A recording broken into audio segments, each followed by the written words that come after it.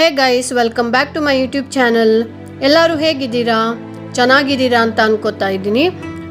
So ನಾನಿವತ್ತು ಇಲ್ಲಿ ಬಸ್ಸಾರನ್ನ ಯಾವ ಥರ ಮಾಡೋದು ಅಂತ ತೋರಿಸ್ಕೊಡೋಣ ಅಂತ ಬಂದೆ. ಮೊದಲು ನಾನು ಇಲ್ಲಿ ಒಂದು ಪಾತ್ರೆಯಲ್ಲಿ 1 ಲೀಟರ್ ಆಗೋಷ್ಟು ನೀರನ್ನ ಹಾಕ್ಕೋತಾ ಇದ್ದೀನಿ. ಆ್ಯಂಡ್ ಇಲ್ಲಿ ತುಂಬ ಥರದ್ದು ಬಸ್ಸಾರನ್ನ ಮಾಡ್ತಾರೆ, ಬಟ್ ನಾನಿವತ್ತು ಬರೀ ಒಂದು ಸೊಪ್ಪನ್ನ ಯೂಸ್ ಮಾಡಿಕೊಂಡು ಯಾವ ಥರ ಮಾಡೋದು ಅಂತ ಸಿಂಪಲ್ ಆಗಿರುತ್ತೆ. ಯಾರೆಲ್ಲ ಫಸ್ಟ್ ಟೈಮ್ ಮಾಡ್ತೀರೋ ಅವರಿಗೆಲ್ಲ ಈಸಿ ಆಗಲಿ ಅಂತ ತೋರಿಸ್ಕೊಡ್ತಾ ಇದ್ದೀನಿ. ಇಲ್ಲಿ ನಾನು ಫಸ್ಟು ನೀರನ್ನ ಹಾಕಿಬಿಟ್ಟು ಅದಕ್ಕೆ ಅವರೆಕಾಳನ್ನ ಹಾಕ್ಕೋತಾ ಇದ್ದೀನಿ. ಅದು ಬೇಯಬೇಕಾಗುತ್ತೆ. ಇದ್ರ ಜೊತೆಗೆ ನಾನು ಸಬ್ಬಸಿಗೆ ಸೊಪ್ಪನ್ನ ಕೂಡ ಹಾಕ್ಕೋತಾ ಇದ್ದೀನಿ. ಇದೆರಡನ್ನು ಕೂಡ ಒಟ್ಟಿಗೆ ಬೇಯಿಸಬೇಕು. ಹಾಗೆ ಇಲ್ಲಿ ನಾನು ಒಂದು ಟೊಮ್ಯಾಟೊ ಹಾಗೆ ಸ್ವಲ್ಪ ಉಪ್ಪನ್ನ ಹಾಕಿ ಚೆನ್ನಾಗಿ ಬೇಯಿಸ್ಕೊತಾ ಇದ್ದೀನಿ ಇದನ್ನು.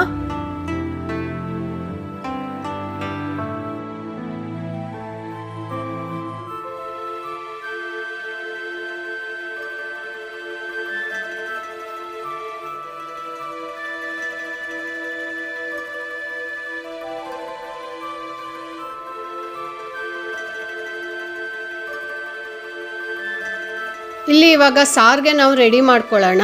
ಒಂದು ಬಾಣಲಿಲಿ ಸ್ವಲ್ಪ ಎಣ್ಣೆನ ಹಾಕಿಬಿಟ್ಟು ಅದಕ್ಕೆ ಒಂದು 5 ರಿಂದ 6 ಬ್ಯಾಡಗೆ ಮೆಣಸನ್ನ ಹಾಕ್ಕೊಂಡಿದ್ದೀನಿ. 1-2 ಈರುಳ್ಳಿನ ಕಟ್ ಮಾಡಿ ಹಾಕ್ಕೊಂಡಿದ್ದೀನಿ. ಒಂದು 10 ಹೆಸಳು ಬೆಳ್ಳುಳ್ಳಿ ಹಾಗೂ ಸ್ವಲ್ಪ ಹುಣಸೆ ಹಣ್ಣನ್ನ ಕೂಡ ಹಾಕಿ ಸ್ವಲ್ಪ ಚೆನ್ನಾಗಿ ಫ್ರೈ ಮಾಡ್ಕೋಬೇಕು. ಕೆಂಪಗಾಗೋ ತನಕ ಸ್ವಲ್ಪ ಚೆನ್ನಾಗಿ ಫ್ರೈ ಮಾಡ್ಕೊಳ್ಳೋಣ.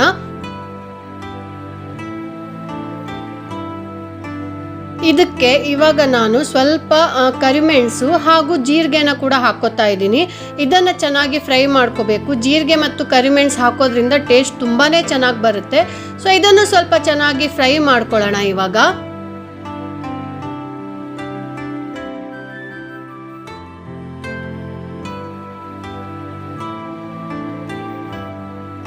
ಇಲ್ಲಿ ಇವಾಗ ನೀವು ನೋಡ್ಬೋದು, ನಾನಿವಾಗ ಇಲ್ಲಿ MTR ಸಾಂಬಾರ್ ಪುಡಿನ ಸ್ವಲ್ಪ ಹಾಕ್ಕೋತಾ ಇದ್ದೀನಿ.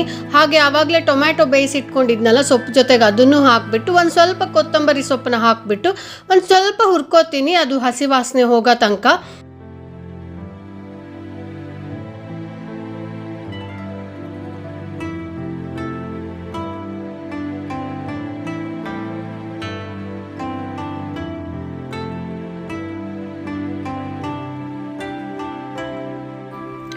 ಇಲ್ಲಿ ಇವಾಗ ಒಂದು 1/4 ಕಪ್ ಆಗುವಷ್ಟು ಕಾಯಿ ತುರಿನ ಹಾಕಿಬಿಟ್ಟು ಒಂದು ಸ್ವಲ್ಪ ಮಿಕ್ಸ್ ಮಾಡಿಬಿಟ್ಟು ಗ್ಯಾಸ್ನ ಆಫ್ ಮಾಡ್ತೀನಿ. ಇದು ಸಂಪೂರ್ಣವಾಗಿ ತಣ್ಣಗಾಗಬೇಕು. ಹಾಗೆ ನಾವಿವಾಗ ಪಲ್ಯಕ್ಕೆ ರೆಡಿ ಮಾಡ್ಕೊಳ್ಳೋಣ. ಒಂದು ಬಾಣಲಿಲಿ ಸ್ವಲ್ಪ ಎಣ್ಣೆನ ಹಾಕಿಬಿಟ್ಟು ಎಣ್ಣೆ ಬಿಸಿ ಆದಮೇಲೆ ಒಂದು 6 ರಿಂದ 7 ಬೆಳ್ಳುಳ್ಳಿ ಹೆಸಳನ್ನು ಹಾಕ್ಕೋತಾ ಇದ್ದೀನಿ. ಹಾಗೆ ಒಂದು 3 ರಿಂದ 4 ಬ್ಯಾಡಗೆ ಮೆಣಸನ್ನ ಹಾಕ್ಕೋತಾ ಇದ್ದೀನಿ. ಅದು ಸ್ವಲ್ಪ ಚೆನ್ನಾಗಿ ಫ್ರೈ ಆದಮೇಲೆ 2 ಆನಿಯನ್ನ ಅಂದರೆ ಈರುಳ್ಳಿನ ನಾನು ಚಿಕ್ಕದಾಗಿ ಕಟ್ ಮಾಡ್ಕೊಂಡಿದ್ದೀನಿ. ಅದನ್ನು ಸ್ವಲ್ಪ ಕೆಂಪಗಾಗೋ ತನಕ ನಾವು ಹುರ್ಕೋಬೇಕಾಗುತ್ತೆ.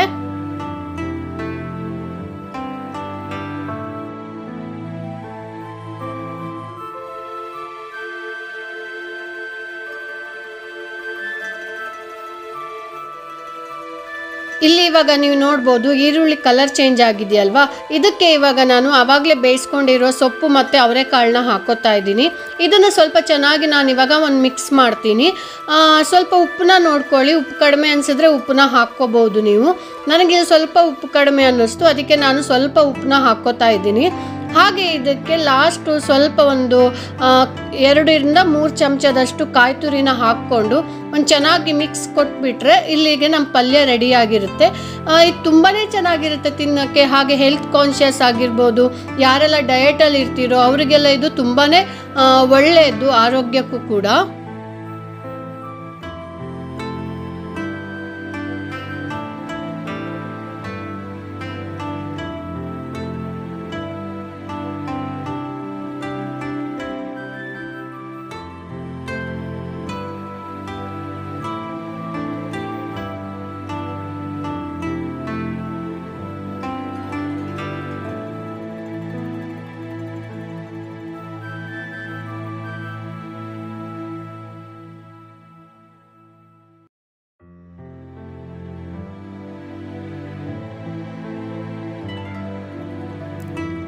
ಆವಾಗ ನಾವು ಸಾರಿಗೆ ಏನೆಲ್ಲ ಮಸಾಲೆನ ರೆಡಿ ಮಾಡಿದ್ವೋ ಅದನ್ನೆಲ್ಲ ಇವಾಗ ಮಿಕ್ಸರ್ ಜಾರ್ಗೆ ನಾನು ಟ್ರಾನ್ಸ್ಫರ್ ಮಾಡ್ಕೋತಾ ಇದ್ದೀನಿ.